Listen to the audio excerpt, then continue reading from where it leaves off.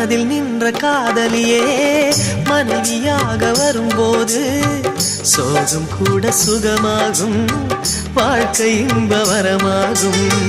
உன் வாழ்வில் செல்வங்கள் எல்லாம் ஒன்றாக சேர்ந்திட வேண்டும். பூவே உன் புன்னகை என்றும் சந்தோஷம் தந்திட வேண்டும். ஆசை காதல் கைகளில் சேர்ந்தால் வாழ்வே சொர்க்கம் ஆகுமே. ஆசை காதல் கைகளில் சேர்ந்தால் வாழ்வே சொர்க்கம் ஆகுமே.